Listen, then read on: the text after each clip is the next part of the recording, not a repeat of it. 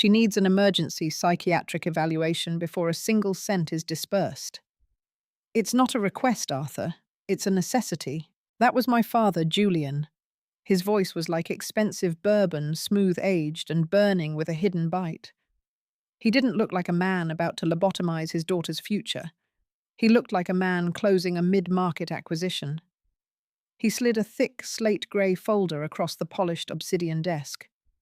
The lawyer, a man whose suit probably cost more than my first car, picked it up with manicured fingers. I sat frozen. The air in the room was pressurized, tasting of ozone, and the sterile, cloying scent of high-end eucalyptus diffusers. I looked at my mother, Eleanor. She didn't look back. She was busy adjusting the sleeve of her Chanel jacket. Her face a masterpiece of practiced high society grief. A slow, tight-lipped nod followed the kind of nod meant to say, "We are doing this for your own good, darling," while the subtext screamed, "We are doing this for the house in Aspen." They weren't just filing a motion. They were legally declaring war on my sanity. Welcome to the Silicon Shackles, where the most clinical betrayals happen in rooms with the best views. If you're watching this, hit follow and drop a 0 in the comments if you've ever been backstabbed by someone who shared your DNA. Because what I'm about to tell you proves that a trust fund is just a gilded cage if you don't hold the key. Let's get into it. It was a Tuesday morning in San Francisco. Outside the floor-to-ceiling windows of the 50th floor law suite, the fog was rolling in off the bay like a cold grey shroud, swallowing the Salesforce Tower whole. Just 4 days ago, we had stood on a wind-swept cliff in Carmel to bury my grandfather, Arthur Vance. Arthur was the old guard of the valley. He didn't build apps that disappeared in a week. He built the semiconductors that made the digital age possible. He was a man of silicon and grit, a man who worked until his knuckles bled in a garage before the term startup was a cliché. He was also the only person in my family who looked at me and saw a person rather than a PR asset for the Vance Family Foundation. We spent my childhood summers in his lab. While other girls were at pony camp, he was teaching me how to debug C++, and more importantly, how to audit a balance sheet. He always told me, "Elena, people use adjectives to hide the truth. Numbers only use digits. Trust the math, not the man." When he passed, he left his entire $45 million estate, the voting shares, the real estate, the liquid capital directly to me. He bypassed Julian and Eleanor entirely. He knew exactly what they were, vampires in designer clothing. I was 28 years old. I was a senior algorithmic engineer at one of the top AI labs in Palo Alto. I spent my days optimizing neural networks and my nights living a quiet, independent life in a converted warehouse loft. I paid my own way. I had a 780 credit score and a clean medical record. My life was stable, high-functioning, and most importantly, mine. But my parents were drowning. Behind the Instagram-perfect galas and the vintage Ferraris, Julian had leveraged the Vance family name into a series of catastrophic Web3 investments that had gone to zero during the last crypto winter. They were hemorrhaging cash. The staff at the estate hadn't been paid in months. The private jet was currently sitting in a hangar in San Jose with a lien on it. If I inherited that money, Julian Vance would be forced to admit he was a failure. He'd be bankrupt by the end of the quarter. So, they built a guillotine out of red tape. I sat in the ergonomic leather chair feeling the phantom blade hovering over my neck. The estate lawyer, a shark named Sterling, adjusted his wire-rimmed glasses and scanned the top page of the petition. The silence in the room stretched out thick and suffocating, punctuated only by the distant hum of the building's HVAC system. The document my father had filed was an ex parte motion for emergency conservatorship. It detailed a concerning pattern of erratic behavior. It claimed I was suffering from a severe, undiagnosed psychotic break brought on by the trauma of my grandfather's passing. It suggested I was unfit to manage complex financial assets and posed a significant risk to my own well-being. I felt a drop of ice water sweat slide down my spine. They were weaponizing my history. 6 years ago, during my final year at Stanford, I had hit a wall. It wasn't madness. It was the relentless, crushing pressure of a dual-degree program and a high-stakes internship. I had suffered from chronic insomnia and a period of clinical burnout so severe I couldn't leave my room for a month. I did the healthy thing. I took a medical leave, got a therapist and recalibrated. I graduated a year later at the top of my class. My parents were taking that one period of human frailty, that one moment of burnt-out student, and twisting it into a narrative of chronic, debilitating delusion. California probate law is a beast. When a petition is filed with credible medical concerns from immediate family, a judge can issue a temporary freeze. The court operates on the principle of better safe than sorry. Until a court-appointed professional can verify my cognitive baseline, I was effectively a ward of the state. Sterling looked at me. His expression was a mask of professional neutrality, the kind of look a mortician gives a corpse. He folded his hands. "Eleanor," he said, "under the current filing, the Vance Trust is restricted. We cannot transfer the shares or the liquid assets to your name until you clear a mandatory psychiatric evaluation. The petition requires an independent physician to verify that you are not under a manic influence or delusional state regarding your inheritance." My father reached across the table. His Patek Philippe caught the dim light of the overcast morning. He tried to pat my hand, his fingers cool and dry. "Just cooperate with the doctor, Elena," he said, his voice dripping with a soothing, patronizing warmth that made my skin crawl. "We're just trying to protect you. We can't have you making impulsive decisions in this state. Once the doctor clears you, we can talk about managing the money together." I stared at his hand. I noticed the slight, nearly invisible tremor in his thumb. He wasn't worried about my mind. He was worried about the $30 million margin call waiting on his desk. My mother let out a soft, theatrical sigh, dabbing the corner of her eye with a silk handkerchief. Not a single drop of mascara was out of place. It was a performance for the cameras, or in this case, for the legal record. I stood up. I didn't scream. I didn't call them the names that were screaming in the back of my throat. I knew the game. If I yelled, it would be documented as agitation. If I cried, it would be emotional instability. If I told the lawyer they were liars, it would be paranoia. I pulled my hand away from my father's reach. I grabbed my tech fabric trench coat from the chair. "I'll see you at the evaluation," I said. My voice was flat, clinical, and colder than the fog outside. I walked out of the office. The heavy glass doors clicked shut behind me, the sound echoing like a muffled gunshot. The hallway was a tunnel of white marble and silent shadows. I pressed the elevator button and watched the numbers count down 50, 49, 48. My heart was thundering against my ribs, a frantic, trapped thing. I leaned my head against the cool steel wall of the elevator and closed my eyes. I needed a lawyer, a pit bull, someone who didn't play golf with my father at the Olympic Club. I had my own savings, nearly $250,000, in a high-yield account I'd been building since I started at the AI lab. I had the resources to drag this into the light, to hire my own experts to fight for my autonomy. I walked out of the building and stepped into the biting San Francisco rain. I walked 3 blocks to a parking garage, my knuckles white as I gripped the strap of my laptop bag. I needed air. I needed a plan. I pulled my car, a modest blacked-out Tesla I'd bought with my own bonuses, out of the garage and headed toward the 101. I just needed to stop, get a coffee, and start making calls. I pulled into a charging station/convenience store off the highway, my chest feeling like it was being crushed by an invisible vice. I grabbed a bottle of water and walked to the counter. I tapped my phone against the reader to pay. Declined. I blinked. Maybe the NFC was glitching. I swiped my physical debit card. Declined.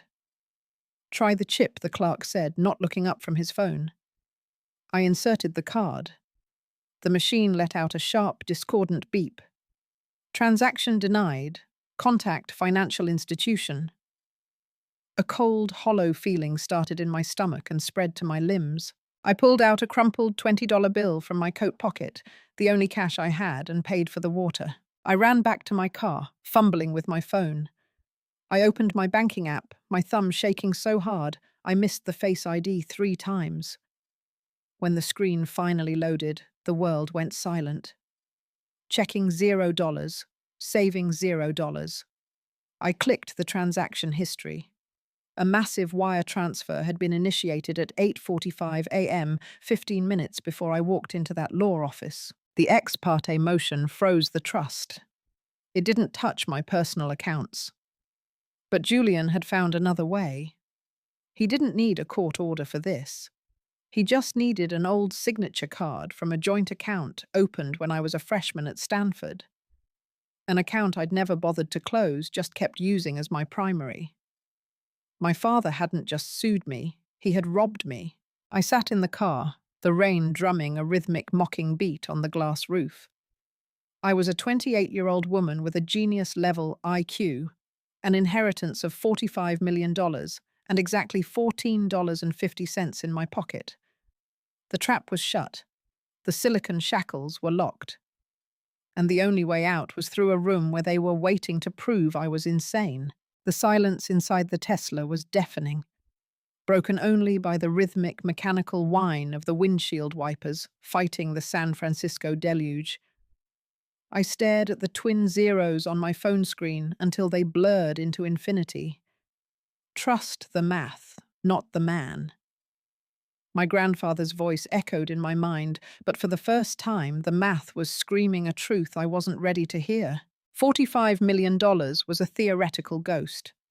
$0 was my reality. To understand how I ended up a penniless millionaire in a tech fabric trench coat, you have to understand Arthur Vance. In the Valley, people called him the Silicon Wolf, not because he was predatory, but because he was a lone survivor. He didn't care about disrupting industries or moving fast and breaking things. He cared about the integrity of the substrate. He built the foundational hardware that allowed the world to go mobile, and he did it with a brutal, uncompromising honesty. Arthur had seen the rot in Julian early on. I remember a summer evening at his estate in Carmel, a sprawling, modernist fortress of glass and cedar perched over the Pacific. I was 12, sitting on a stool in his workshop, helping him desolder a faulty circuit board. "Eleanor," he'd said, his voice gravelly from decades of breathing in solder fumes and expensive cigars. "Your father is a man of optics. He spends his life trying to look like he's winning so people will give him money to pretend he's winning. It's a Ponzi scheme of the soul. Never let him manage your hardware. He'll strip it for parts and leave you with a brick." He was right. By the time I was 21, Julian had already pivoted from heir apparent to venture capitalist, a title he used to burn through Arthur's early gifts on failed metaverse real estate and AI-driven juice machines. He was a man who needed the world to believe he was a visionary. He bought vintage Ferraris, not because he loved the engineering, but because he needed the valet at the Pacific Union Club to know he belonged. My mother, Eleanor, was the architect of the Vance brand. She was a woman who navigated the social strata of the Bay Area with the precision of a predator drone. To her, I wasn't a daughter. I was a legacy play. If I wasn't a Stanford-educated high society bride-to-be, I was a glitch in her matrix. When Arthur's heart finally gave out, he did the most honest thing he could. He left the empire to the only person who understood how it worked. He didn't just leave me money. He left me the super voting shares of Vance Semiconductor. It was a kingmaker move. With those shares, I could fire Julian from the board of the family foundation. I could liquidate the failing vanity projects. I could finally pull the plug on the lie they were living. I was 28, a senior algorithmic engineer.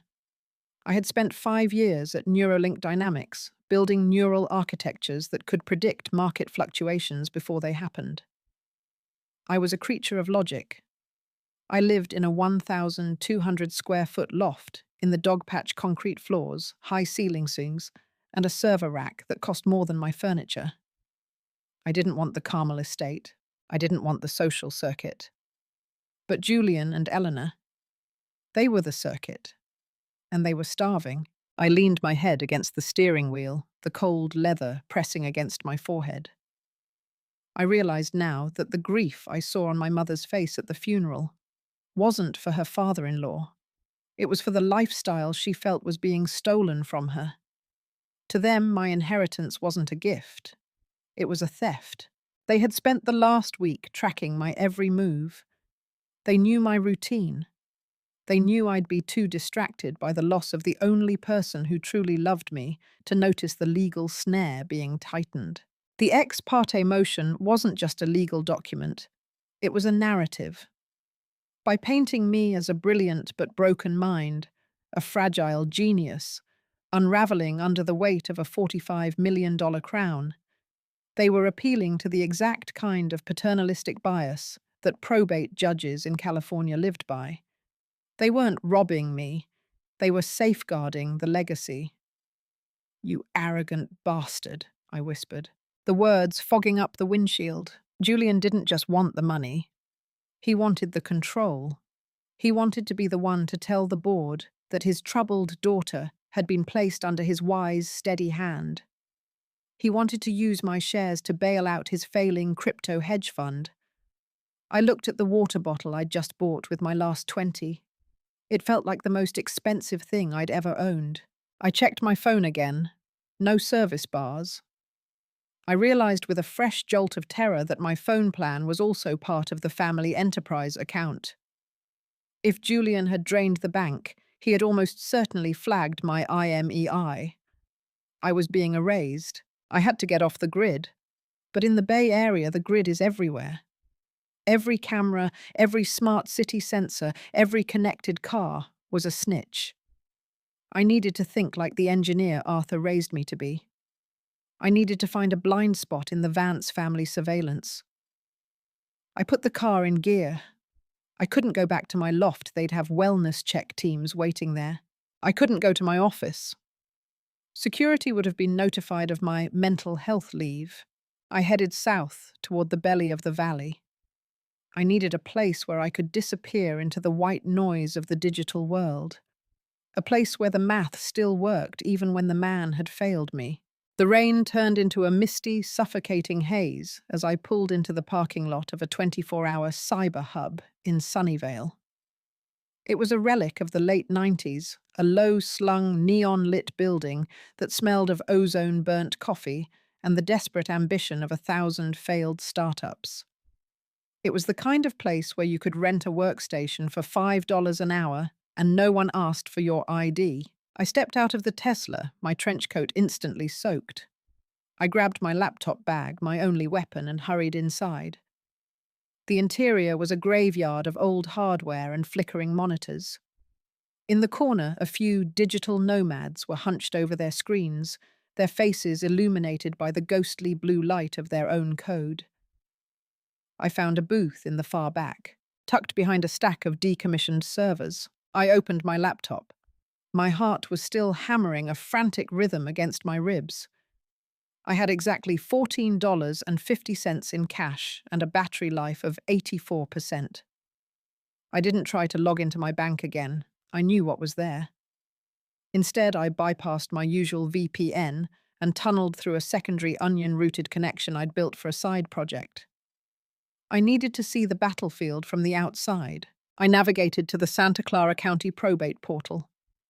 My fingers flew across the keys, a frantic dance of muscle memory. Docket 26-P B-00412 in the matter of Elena Vance. I clicked the link. The file loaded with agonizing slowness. There it was. The ex parte motion had been granted on a temporary emergency basis. The judge, a man named Holloway, had signed off on it at 8:15 a.m. The language was chilling. Evidence suggests a history of psychological instability and a recent sharp decline in executive function. Temporary conservatorship of person and estate is granted to Julian Vance, pending a mandatory independent evaluation. History of instability, I muttered. They had included a confidential medical report from my time at Stanford. They had taken the records of a 20-year-old girl who couldn't sleep because she was trying to solve the world's problems and turned them into the blueprint for a permanent cage. But as I scrolled further down, I saw the true motive. Attached to the filing was a financial status report for the Vance Foundation. It was a work of fiction. Julian had listed his crypto holdings at their 2021 peak values, ignoring the 90% crash. He was showing the court that he was a responsible steward of wealth, while I was the risk. I needed more data. I needed to know why they were this desperate. I opened a secondary terminal and executed a script I'd written to scrape public lien filings. I typed in Julian Vance and Vance Real Estate Holding LLC. The results hit the screen like a volley of gunfire. Lien after lien. A $12 million mortgage on the Woodside estate in default, a $4 million bridge loan from a private equity firm known for aggressive collection tactics, past due. And then, the killing blow, a $15 million margin call from a Singaporean exchange dated 3 days ago. Julian wasn't just broke. He was a dead man walking. If he didn't get his hands on my $45 million in liquid shares by the end of the week, the Vance name would be a punchline in every boardroom from Palo Alto to Zurich. He didn't just need a conservatorship. He needed a liquidation. Suddenly, my browser window flickered.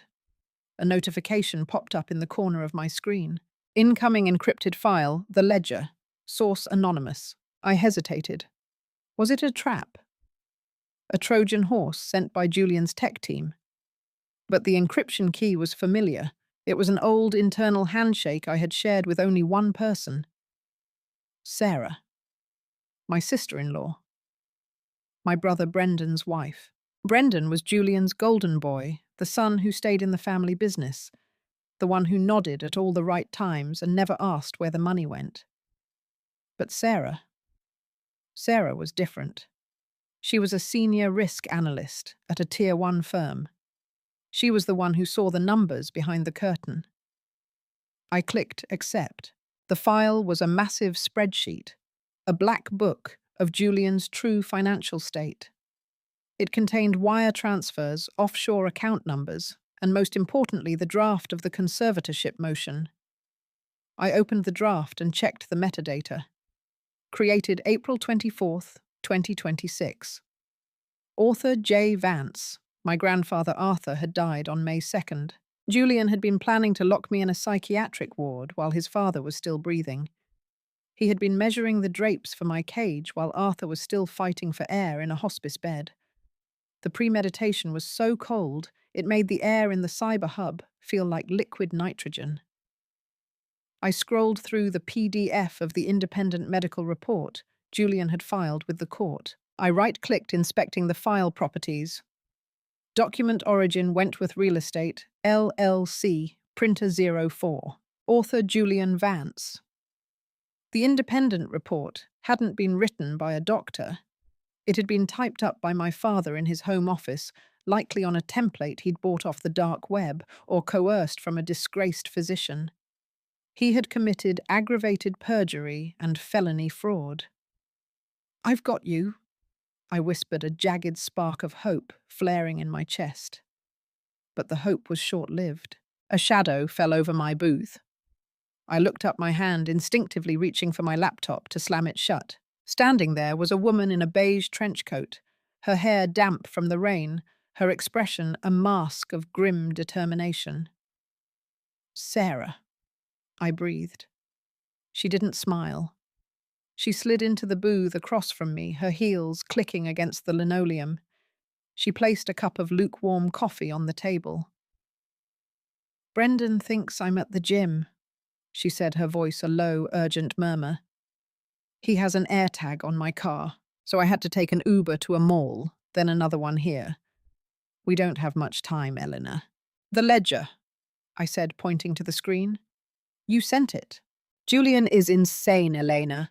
Not clinical insane, he's desperate. He's convinced himself that he's saving the family by stealing from you. He's already promised your shares as collateral to the Singaporeans. If you don't show up to that evaluation tomorrow, or if you show up and act like a victim, he's going to win. And once he has the permanent order, he'll move you to a private facility in Utah, where no one will ever hear from you again. I felt the walls of the booth closing in. The evaluation. It's at 9 a.m. at the Stanford Institute. Who is the doctor, Sarah? Tell me Julian hasn't bought them off too. Sarah leaned in her eyes dark with a secret I didn't understand yet. The court-appointed physician is Dr. Marcus Thorne. I felt the world tilt on its axis. The name hit me like a physical blow. Marcus Thorne. 5 years ago, we were the golden duo of the Stanford Neurogenetics Lab. We spent 16 hours a day together, fueled by caffeine, and the belief that we could map the human soul through code. He was the only person who saw me the night I broke the night the burnout finally won. He was the one who held my hand in the ER and told me it was okay to walk away. He knew my mind better than anyone on earth. He's the one, Eleanor, Sarah whispered. Julian requested the Stanford Institute specifically because they are the most prestigious. But he didn't do his homework on the staff rotation. He doesn't know your history with Marcus. He thinks he's getting a rigid, old-school academic who will side with a concerned father over a hysterical daughter. I stared at her. My mind racing at light speed. Does Marcus know? I don't know, Sarah said, glancing toward the door. But Julian just filed a secondary motion. He's demanding the entire evaluation be recorded and live-streamed to a secure portal for the judge to review in real time. He wants to catch you glitching on camera. He wants to provoke you, Eleanor. He's going to feed Marcus a list of triggers: your grandfather's death, your mother's heartbreak, your failed medical leave. A sharp vibration interrupted her. Sarah looked down at her watch. Her face went pale. Brendan just pinged my phone. He knows I'm not at the gym. I have to go. She stood up, her trench coat rustling. She grabbed my hand, her grip surprisingly strong. Listen to me, Eleanor. Tomorrow morning you aren't an engineer. You aren't a millionaire. You are a performer. Julian is watching for the girl who broke 6 years ago. Give him exactly what he wants to see, until it's time to show him the math. She turned and vanished into the shadows of the cyber hub, leaving me alone with the flickering monitors and the chilling reality of what was coming. I had 10 hours. 10 hours to prepare for the most important performance of my life. I looked at the screen, the metadata, the debt, the fraud. It was all there. I just had to survive long enough to upload it. I closed my laptop and looked at the clock on the wall. 11:14 p.m. The silicon shackles were tight, but Julian had made one fatal mistake. He forgot that even the most secure system has a backdoor. And I was the one who wrote the code. The drive from Sunnyvale to Hartford, or in this case, the brutalist outskirts of Palo Alto, where the Stanford Psychiatric Institute sat, felt like a descent into a digital purgatory. I had spent the last 5 hours in the back of my Tesla, the heater humming a low, mournful tune as I scrubbed my digital footprint. I couldn't risk a hotel. I couldn't risk a friend. I was a ghost in a machine I no longer owned. At 7 a.m., the sun began to bleed through the California haze, a weak, sickly orange that offered no warmth. I looked at myself in the rearview mirror. I looked exactly like the woman Julian wanted the judge to see. My eyes were rimmed with red from exhaustion. My hair was a tangled mess of dark strands, and my skin was the color of unbaked dough. I hadn't eaten since the previous morning. My stomach was a hollow pit of acid and adrenaline. The institute was a fortress of concrete and tinted glass, designed by an architect who clearly believed that mental health was something to be contained, not nurtured. It sat on a hill overlooking the lush greenery of the Stanford campus like a watchful gargoyle. I parked in the visitor lot. My hands were shaking, so I gripped the steering wheel until my knuckles turned white.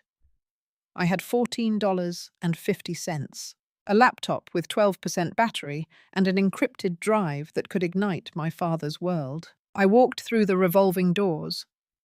The lobby was silent, save for the hum of a high-end air filtration system. The receptionist, a woman with a face as immobile as the marble desk she sat behind, didn't look up. "Elena Vance, I'm here for a court-mandated evaluation," I said. My voice sounded thin, reedy, perfect for the role. "ID," she clipped. I handed over my driver's license.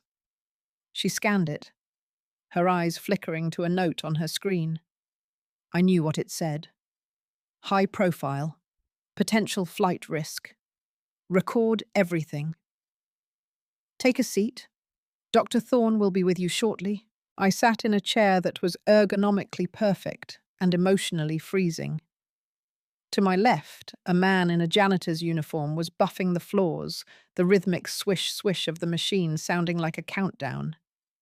To my right, a stack of Architectural Digest magazines mocked me with photos of homes I would never live in again if I lost this fight. I wasn't just waiting for a doctor. I was waiting for the man who knew the sound of my soul. Marcus Thorne wasn't just a brilliant psychiatrist. He was a pioneer in neural mapping. We had spent years together in the lab, trying to find the mathematical ghost in the machine. We had shared thousands of coffees, hundreds of breakthroughs, and one devastating breakdown. 5 years ago, when the pressure of our joint research and the final year of med school had crushed me, it was Marcus who found me in the library at 3 a.m., staring at a blank screen, unable to remember my own name. He didn't call the authorities. He didn't call Julian. He drove me to a cabin in Tahoe and told me that being broken was just a state of unoptimized code now. He was the only thing standing between me and a permanent cage. The heavy oak doors at the end of the hall opened. A nurse with a clipboard stepped out. "Ms. Vance, the doctor is ready for you." I stood up, my knees nearly buckling. I followed her down a corridor that smelled of bleach and expensive lavender. We stopped at room 4B. "Leave your bags in the locker," she said, gesturing to a wall of stainless steel units. "No electronics allowed in the evaluation suite." Gadzi, I felt a surge of panic. My laptop, the metadata, Sarah's ledger, it was all in that bag. But I couldn't resist. Resistance was a symptom. I locked my bag away, keeping only the small encrypted USB drive hidden in the hem of my trench coat. I stepped into the room. It was small, sterile, painted a shade of white so bright it made my head throb. In the center was a metal table and 2 chairs, and in the upper corner, nestled in the crown molding, was a black glass dome. The camera, the red light was already blinking. Somewhere in a high-rise office or a mahogany-lined study, Julian and Eleanor were watching. They were leaning in, waiting for the glitch. I sat down and waited. The door opened again, and Marcus Thorne walked in. He didn't look like the boy I'd shared pizza with in the lab. He wore a charcoal suit that fit him like armor. His hair, once a chaotic mop of curls, was trimmed into a sharp professional fade. He carried a tablet and a thick physical file, the fake file Julian had forged. He sat down across from me. He didn't smile. He didn't offer a, "How are you, Eleanor?" He looked at me with the detached curiosity of a scientist examining a slide. "Good morning, Ms. Vance," he said. His voice was a flat, clinical baritone. "I am Dr. Marcus Thorne. I have been appointed by the Santa Clara County Probate Court to conduct an independent evaluation of your mental status and cognitive capacity." The coldness of his tone hit me like a bucket of ice water. For a second, I wondered if Sarah was wrong. Maybe Marcus had moved on. Maybe 5 years was long enough to turn a friend into a stranger. Or worse, maybe Julian had reached him first. I understand, I whispered, hunching my shoulders. Marcus tapped his tablet. We have a lot to cover. Your family has expressed significant concern regarding your recent behavior following the passing of your grandfather. They cite episodes of paranoia, financial impulsivity, and a disconnect from reality. He opened the physical file. I could see the edge of the forged medical report Julian had drafted. According to this, Marcus continued, his eyes never leaving the page, you have been accusing your parents of financial impropriety and conspiring against you. In psychiatric terms, these are often indicators of a persecutory delusion. He was laying the trap. He was giving the camera and my father exactly what they wanted. He was framing my legitimate defense as a symptom of madness. I'm not delusional, I said, making sure to let a tremor of unstable anger into my voice. My father is bankrupt. He needs my inheritance to pay off a margin call in Singapore. He's the one who's desperate, not me. Marcus looked up. His eyes were hard, impenetrable. Ms. Vance accusing a respected venture capitalist of international debt, dodging without evidence, is a significant claim. It's the kind of claim we often see in patients experiencing a manic break. He leaned forward, his silver pen poised over the tablet. Then he did something that made my heart stop. He began to tap the pen against the edge of the metal table. Tap, tap, tap, tap. It wasn't a nervous fidget. It was a rhythm. 0, 1, 0, 1. In med school, when we were studying for the boards, we had developed a shorthand for truth and lies based on binary code. We would tap out sequences to each other during boring lectures. 0101 meant system active, running diagnostic. He was talking to me. Under the gaze of the camera, under the ears of my father, Marcus was signaling that the doctor was a shell. The friend was still inside. I took a breath, my lungs feeling like they were expanding for the first time in 24 hours. I needed to play along. I needed to provide the input he needed to generate the output that would free me. I have evidence, I said, my voice steadier now. But it doesn't matter, does it? You've already read the report. You've already decided I'm the fragile genius who finally snapped. Marcus narrowed his eyes. He tapped the pen again. Tap, tap, tap, tap, tap, tap. 1, 3, 2. In our old lab, 132 was the code for a backdoor entry. I haven't decided anything, Elena, he said, using my first name for the first time, though his voice remained icy. My job is to find the truth. Let's talk about the math. Your father claims you've been spending erratically, yet your personal accounts show a balance of 0. How do you explain a high-earning engineer having no liquid assets? Because he took it, I said, looking directly into the camera lens. Imagine Julian's face on the other side. He was a joint signer. He emptied my accounts at 8:45 yesterday morning, right before he served me the papers. He didn't just want to protect the money, Dr. Thorne. He wanted to starve me. Marcus paused. He looked at the camera, then back at me. He was giving the judge a moment to process that data point. That is a very serious allegation, Ms. Vance. If true, it would suggest a financial motive for this petition. However, I have a signed statement from your bank's branch manager stating the transfers were routine and authorized for the purpose of moving funds into a protected family trust. Authorized by him, I countered. Not by me. Marcus tapped the pen again. Rapidly now. Tap, tap, tap, tap. 0000. Reset. New strategy. Let's move to the clinical history, Marcus said, flipping a page. You had a medical leave at Stanford. You were treated for exhaustion. The report from your father says you never fully recovered. He claims you've been faking your stability for years, using your work at the AI lab as a cover for a deep-seated dissociation. He was giving me the opportunity to address the Stanford incident, the very thing Julian was counting on to sink me. I didn't fake anything, I said, my voice low and urgent. I burned out because I was trying to do the work of 3 people while my father was calling me every night, demanding I help him fix his board presentations because he didn't understand the tech he was selling. I wasn't dissociating from reality, Dr. Thorne. I was dissociating from him. Marcus leaned back. He looked almost impressed, though his face remained a mask of stone. The court has requested that this evaluation be recorded so they can observe your effect, Marcus said, his eyes flicking to the camera. They want to see if you can handle stress. They want to see if you are dangerous to the Vance legacy. He stood up and walked to the corner of the room, standing directly under the camera. He looked up at the black dome. Mr. Vance, if you are watching, Marcus said, his voice echoing in the small room.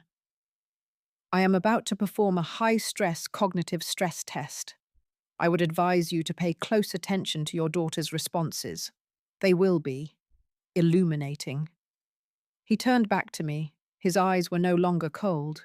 They were burning with the same fire we had shared in the lab when we were on the verge of a breakthrough. Elena, he said, show the court the math. He pulled a portable projector from his bag and synced it to his tablet.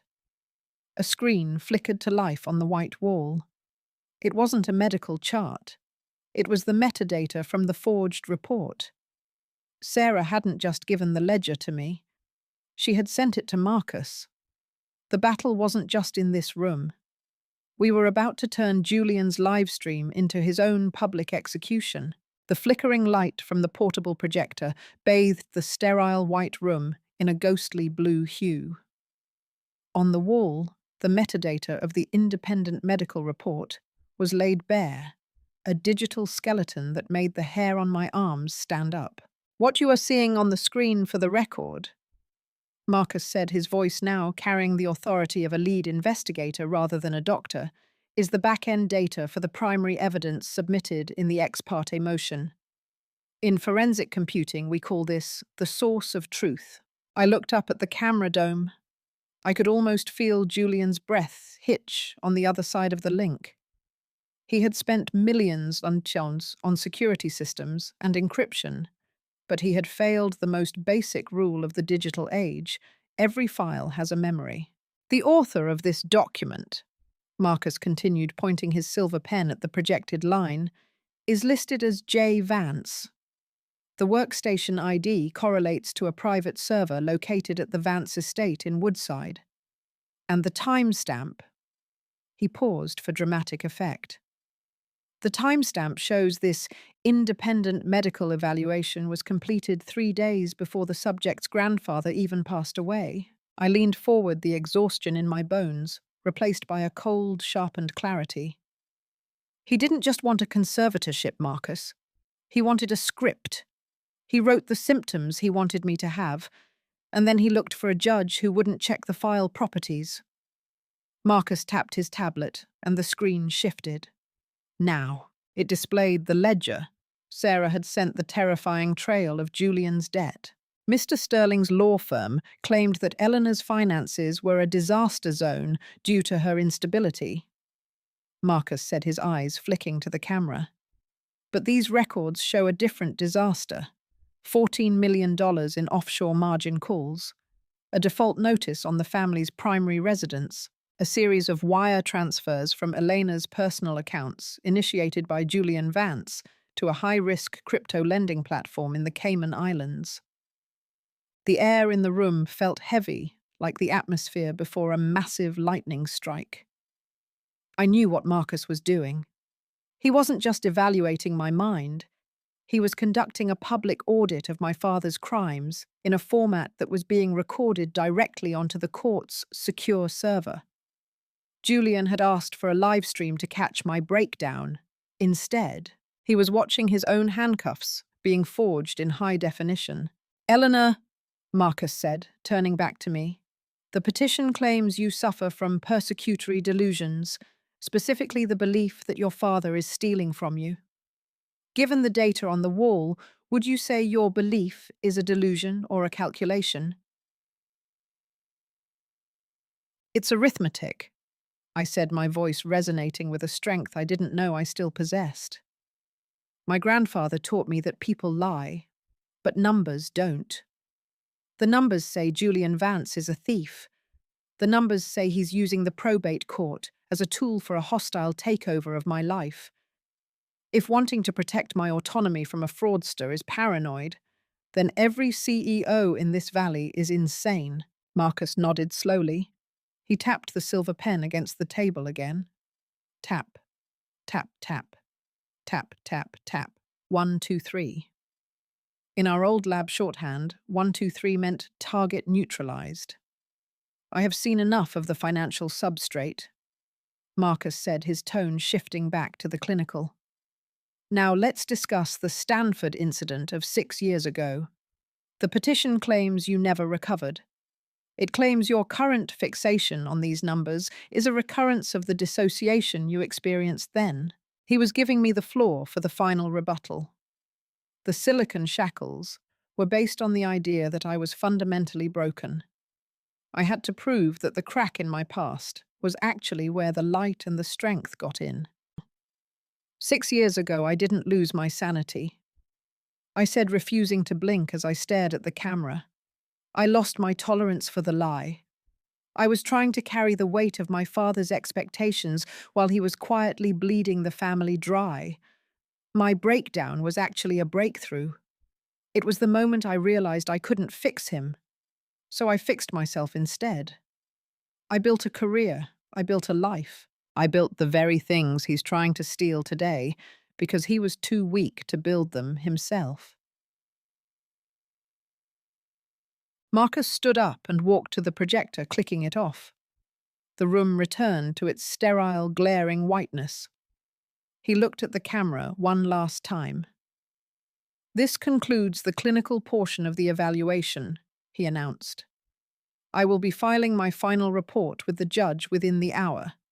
But for the record, I find the petitioner's claims of erratic behavior to be not only unsubstantiated, but demonstrably fabricated for the purpose of financial gain." The red light on the camera dome flickered and went dark. The link was severed. For a moment, the room was dead silent. Then Marcus dropped the charcoal suit jacket act. He slumped into the chair across from me and let out a long, jagged breath. "God, Eleanor," he whispered. "That was the most stressful hour of my professional life." "You did it," I said, the adrenaline finally starting to ebb, leaving me trembling.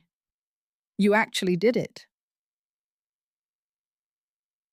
"No," Marcus said, reaching across the table and taking my hand. This time, his touch wasn't clinical. It was the friend I remembered. "We did it. But it's not over. Julian knows we've turned the tables. He's going to move fast. We need to get to the courthouse before he tries to flee the jurisdiction." We didn't wait for the nurse to escort us out. Marcus used his key card to bypass the security wings, leading me through a back exit that opened into the staff parking lot. The Palo Alto air was crisp and smelled of rain-soaked eucalyptus. "My car is closer, Tuck," Marcus said, pointing to a silver Audi. "Leave the Tesla. If Julian is as desperate as the ledger says, he's probably got a remote kill switch on your car's firmware." Shared. "He probably does," I muttered, sliding into the passenger seat. He always loved the idea of a kill switch. As Marcus peeled out of the lot, my mind was already 3 steps ahead. The live stream was recorded directly to the court's cloud server. Right, Sterling can't delete it. Dumpity. It's encrypted and time-stamped the moment it hits the portal, Marcus confirmed, weaving through the morning traffic on Sand Hill Road. "I've already flagged it for immediate judicial review. Judge Halloway is old school, but he hates being played for a fool. When he sees that metadata, Julian won't just lose the conservatorship. He'll be lucky if he isn't in a jumpsuit by dinner."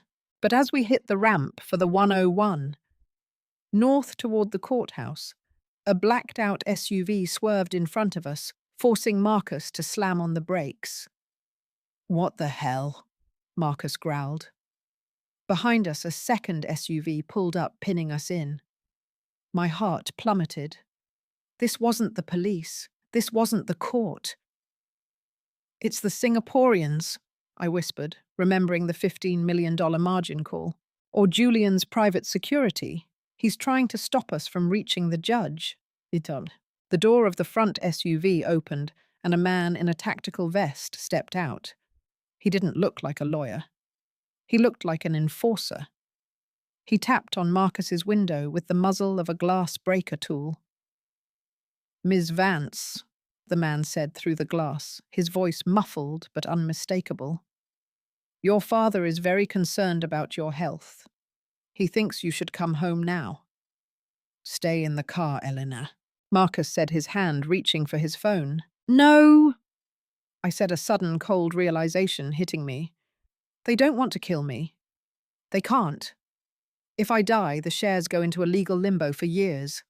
They need me alive and unstable." I looked at my laptop bag in the back seat, the bag I had retrieved from the locker on the way out. I grabbed the encrypted USB drive. "Marcus, listen to me. I'm going to get out. While they're focused on me, you drive. Get onto the shoulder. Hit the gas and get this drive to Sterling's rival firm, Pearson and Associates. They've been looking for a reason to sink Julian for a decade. I'm not leaving you here." "You aren't leaving me," I said, my eyes meeting his. "You're delivering the payload. It's the only way the math wins." Before he could argue, I threw open the passenger door and stepped out into the rain. The enforcer blinked, surprised by my sudden compliance. "I'll go with you," I said, raising my hands. "Just let the doctor go. He's just a court-appointed witness. You harass him, and you bring the feds down on this whole operation." The man looked at Marcus, then back at me.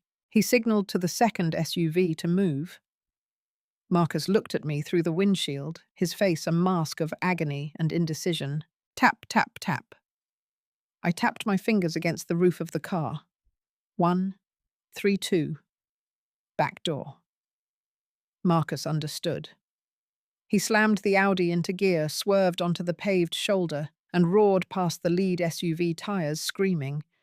The enforcers didn't chase him. They had what they wanted, or so they thought. The man grabbed my arm, his grip like iron. "Into the car, Ms. Vance. Your parents are waiting." As I was shoved into the back of the black SUV, I didn't feel like a victim. I felt like a Trojan horse.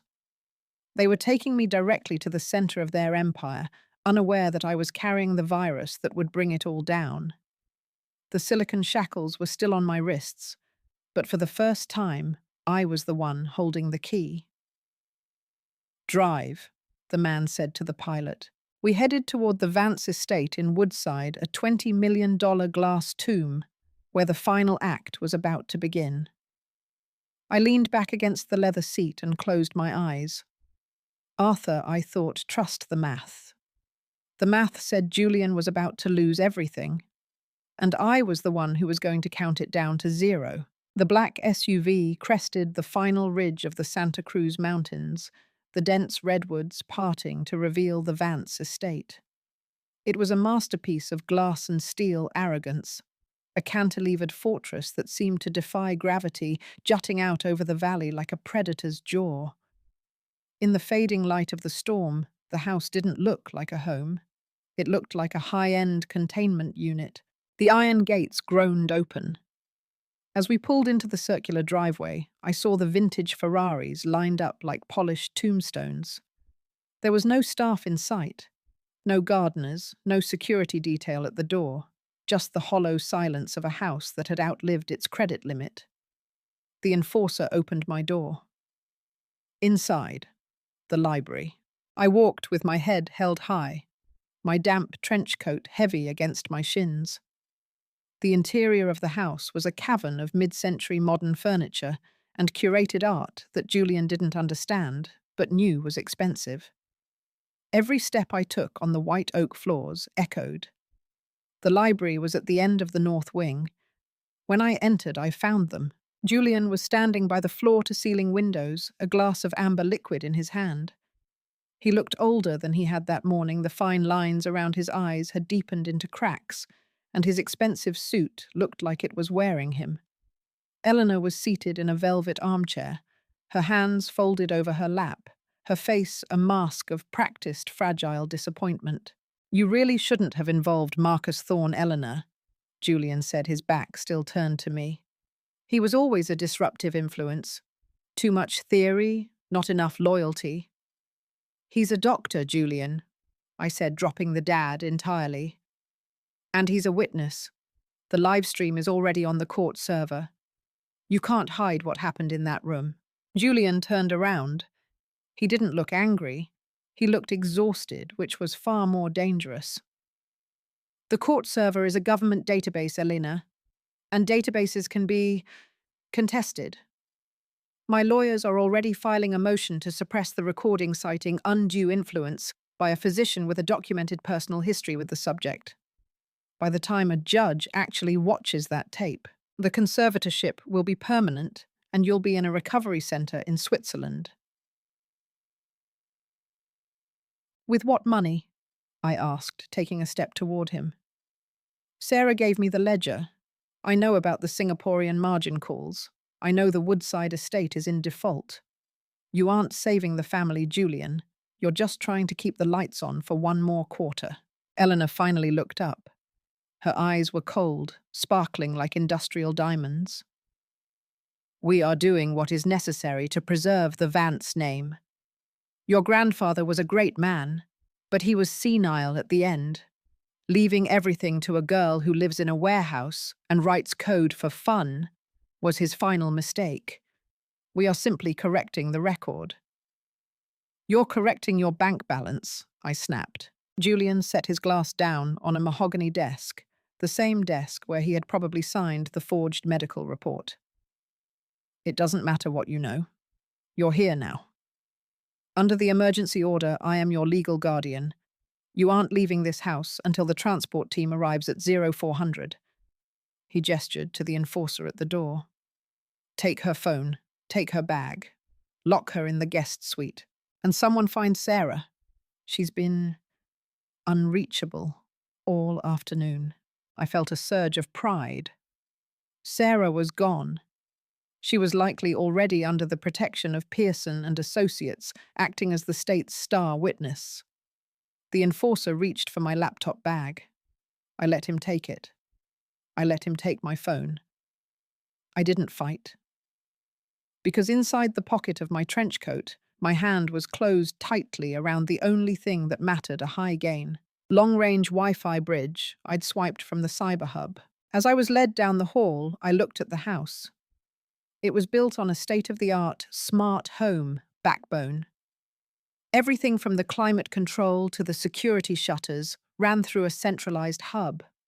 Julian loved his gadgets. He loved the feeling of having a god view of his domain. He had no idea he'd just locked a wolf inside his server room. The guest suite was a luxurious prison. The windows were reinforced glass, and the door was a solid slab of walnut with a digital deadbolt. I sat on the edge of the bed, listening to the rain lash against the house. I didn't have a laptop. I didn't have a phone. But I had my mind, and I had the bridge. The Vance estate ran on a proprietary mesh network called Vance Gate. Julian had commissioned it years ago, thinking it was unhackable because it wasn't connected to the public cloud. But unhackable is just a word people use before they meet a desperate engineer. I pulled the Wi-Fi bridge from my pocket. It was a small, unassuming black box with 2 antennae. I didn't need a screen to use it. I had pre-programmed it at the Cyber Hub with a 0-day exploit, a flaw in the firmware of the house's IoT controllers that I'd discovered months ago while visiting for Christmas. I plugged the bridge into the USB power outlet behind the nightstand. The tiny LED light blinked blue, searching. I closed my eyes and visualized the network architecture. I wasn't just Elena Vance now. I was an intruder in a neural network. 0101. I needed to bypass the security layer and reach the heart of the house, the automation server in the basement. From there, I could unlock the doors, but more importantly, I could access the Vance Foundation private server that Julian kept hidden behind a secondary firewall. The LED on the bridge turned solid green, handshake complete. I didn't have a keyboard, but I had a smart mirror on the wall of the suite. It was a $5,000 vanity item that displayed the weather news, and if you knew the override code, the system logs. I walked over to the mirror and traced a specific geometric pattern on the glass. The weather report flickered and died, replaced by a command line interface. Access granted root admin.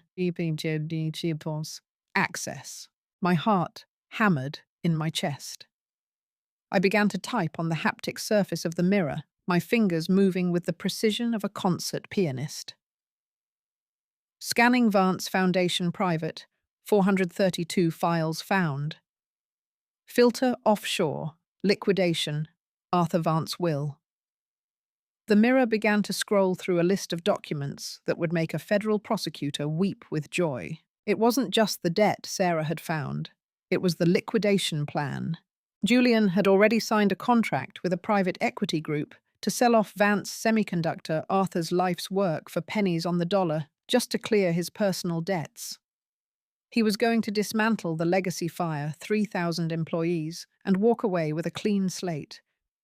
And then I found the high-stakes liquidation folder. Inside was a series of emails between Julian and the Singaporean exchange.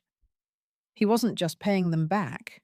He was laundering the money through the Vance Foundation's charitable arm. He was using my inheritance to fund a criminal enterprise.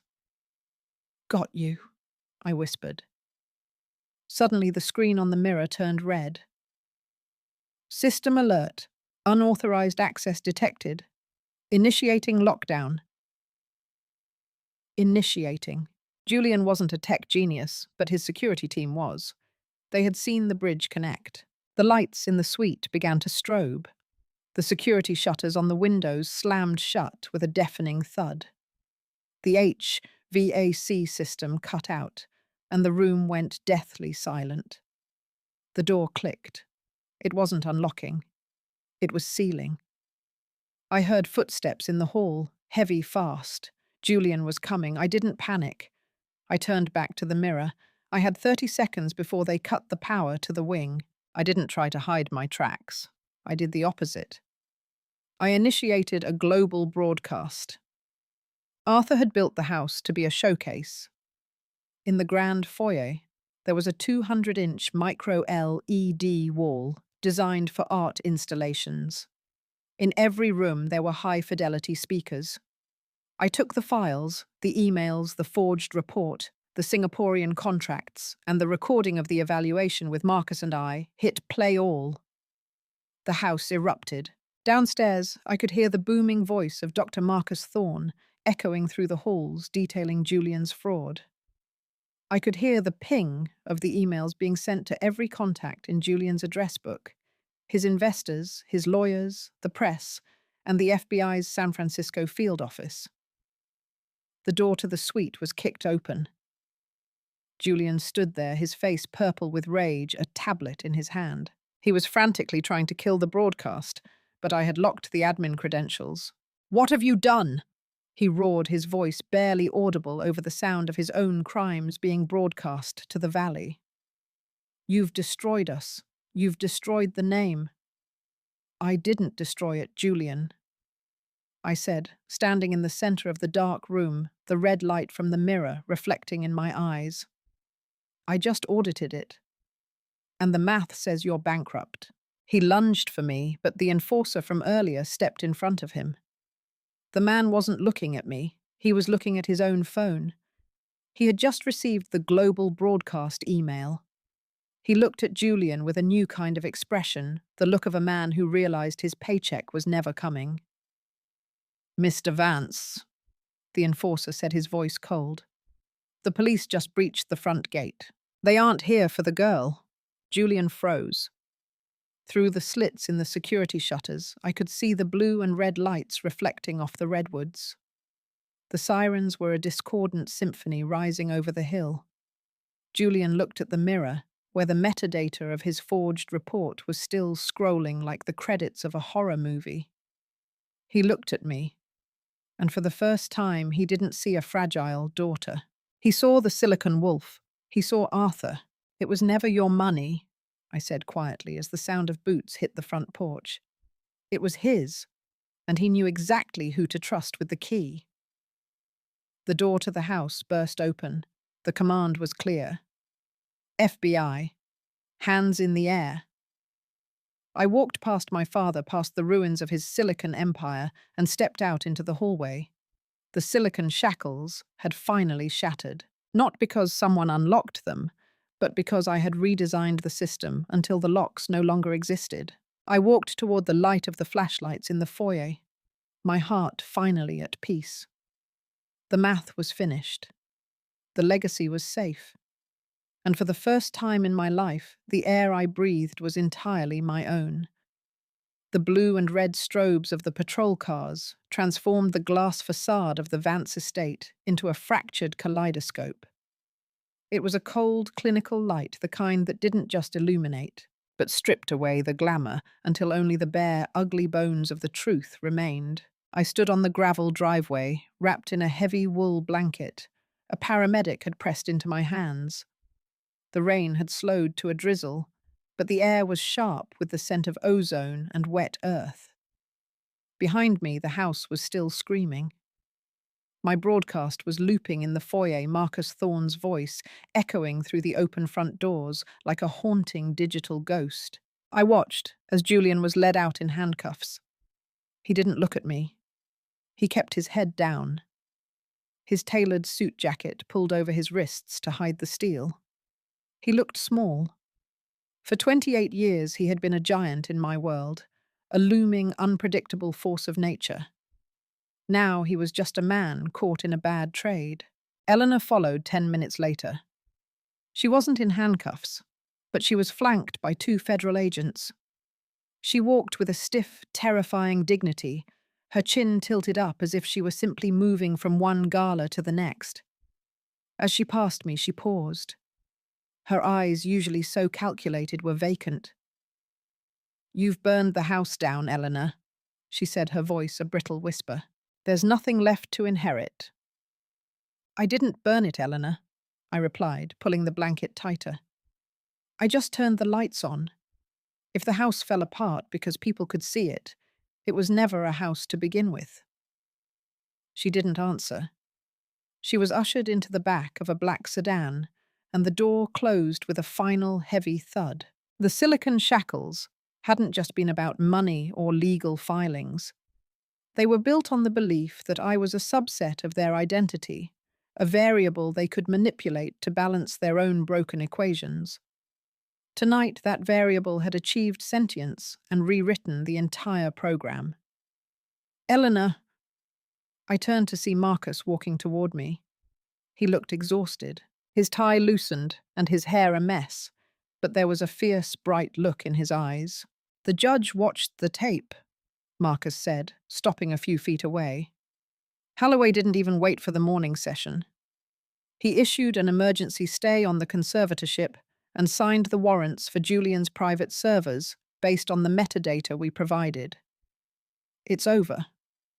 The trust is being moved to an independent court-appointed custodian until you're formally cleared, which, considering I'm the evaluating physician, will be approximately 10 minutes after I finish my coffee tomorrow." I felt a ghost of a smile touch my lips. "And the Singaporeans?" The FBI intercepted a wire transfer from Julian's foundation to an offshore account an hour ago. They've got him on money laundering, wire fraud, and aggravated perjury. He isn't going to Switzerland, Eleanor. He's going to Lompoc. I looked back at the house. The lights were flickering now, the Vancegate system finally crashing under the weight of my global broadcast. "What happens to the company?" I asked. "Arthur's work?" Marcus stepped closer, his voice dropping. "That's up to you.